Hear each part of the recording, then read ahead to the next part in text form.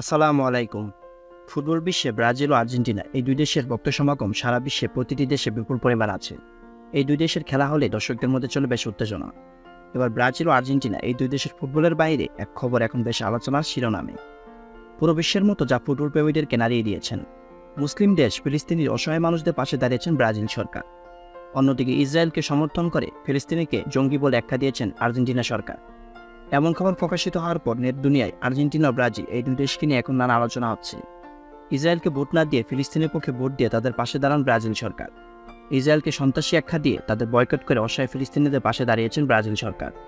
সেই সাথে ফিলিস্তিন কর্তৃপক্ষের সঙ্গে মুক্ত বাণিজ্য চুক্তি কার্যকর করেছেন ব্রাজিল। ইসরায়েলকে তিরস্কার করার পাশাপাশি ফিলিস্তিনি জনগণের প্রতি ব্রাজিল সরকার দৃঢ় সমর্থনের প্রকাশ করেছেন। সেই সাথে ইসরায়েলে থাকা ব্রাজিলের রাষ্ট্রদূতকেও সেখান থেকে সরিয়ে নিয়ে এসেছেন ব্রাজিল সরকার। সব দিক থেকে তাদের সাথে সম্পর্ক ছিন্ন করেছেন ব্রাজিল সরকার। যেখানে মুসলিম দেশগুলোকে ফিলিস্তিনের পক্ষে দাঁড়াতে দেখা যাচ্ছে না, সেখানে ফিলিস্তিনের পক্ষে দাঁড়িয়ে সাহসিকতার পরিচয় দিয়েছেন ব্রাজিল। এমনকি ব্রাজিলের রাজধানীতে একটি ফিলিস্তিনি দূতাবাস স্থাপনের অনুমতি দিয়েছেন ব্রাজিল সরকার। এক বিবৃতিতে ব্রাজিলের পররাষ্ট্র মন্ত্রণালয় জানিয়েছেন, এই চুক্তিটি অর্থনৈতিকভাবে সক্ষম ফিলিস্তিনি রাষ্ট্রের জন্য একটি বাস্তব অবদান, যাতে করে দেশটির প্রতিবেশীদের সঙ্গে শান্তিপূর্ণ ও সম্প্রতিপূর্ণভাবে অবস্থান করতে পারে। তুরস্কের সংবাদ মাধ্যম টিআরটি ওয়ার্ল্ড এই খবর জানিয়েছেন। ব্রাজিল সরকার 2010 সালে ফিলিস্তিনি রাষ্ট্রকে স্বীকৃতি দিয়েছিল। লাতিন আমেরিকার মেরকুসুর বাণিজ্য ব্লক ও ফিলিস্তিনি কর্তৃপক্ষের মধ্যে 2011 সালে স্বাক্ষরিত চুক্তিটি অনুমোদন করেছে।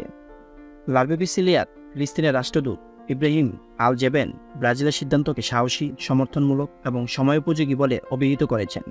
তিনি সে বার্তায় বলেছেন, তিনি আশা করছেন মেরকুসুরের সঙ্গে ফিলিস্তিনের বাণিজ্য বৃদ্ধি পাবে।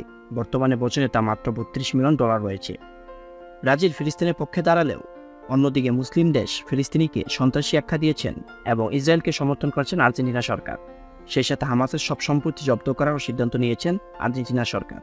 শনিবার বার্তা সংস্থা এপির এক প্রতিবেদনে বলা হয়েছে, আর্জেন্টিনার প্রেসিডেন্ট হাবিয়ের মিলেই ইসরায়েলের সঙ্গে সুসম্পর্ক গড়ে তুলেছেন।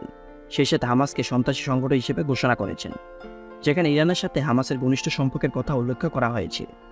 হাবিয়েরের অফিস থেকে আরও বলা হয়, আর্জেন্টিনাকে আবারও পশ্চিমা সভ্যতার সাথে সারিবদ্ধ হতে হবে। এবছরের ফেব্রুয়ারি মাসে আর্জেন্টিনার প্রেসিডেন্ট হিসেবে প্রথমবারের মতো ইসরায়েলে সফরে যান হাবিয়ের। ইসরায়েলের নেতানিয়াহু সরকারের প্রতি সমর্থন জানাতেই তিনি সেখানে গিয়েছিলেন। গাজায় গণহত্যায় 40,000-এর বেশি ফিলিস্তিনি নিহত হয়েছেন, যাদের অধিকাংশই ছিল নারী ও শিশু। এসব জানা সত্ত্বেও তার মধ্যে ইসরায়েলের সরকারের প্রশংসা এবং জেরুজালেমে দূতাবাস স্থানান্তরিত করার ঘোষণা দেন আর্জেন্টিনার প্রধানমন্ত্রী। আর এরপর থেকে বিশ্বব্যাপী ব্যাপক সমালোচনার মুখে পড়েছেন আর্জেন্টিনা সরকার। সেই সাথে ইসরায়েলে ঘুরে এসে তাদের দেশে ধর্মগ্রহণের সিদ্ধান্ত নিয়েছেন আর্জেন্টিনার প্রধানমন্ত্রী। দুই দেশের এমন প্রভাব ইতিমধ্যে বেশ সাড়া ফেলে দিয়েছে নেট দুনিয়ায়। পুরো বিশ্বের সবাই ব্রাজিলের সাহসী সিদ্ধান্তকে বেশ বাহবা দিচ্ছেন। অন্যদিকে আর্জেন্টিনাকে রীতিমতো ধিক্কার জানিয়ে তাদের বিপক্ষে মতবাদ দিচ্ছেন।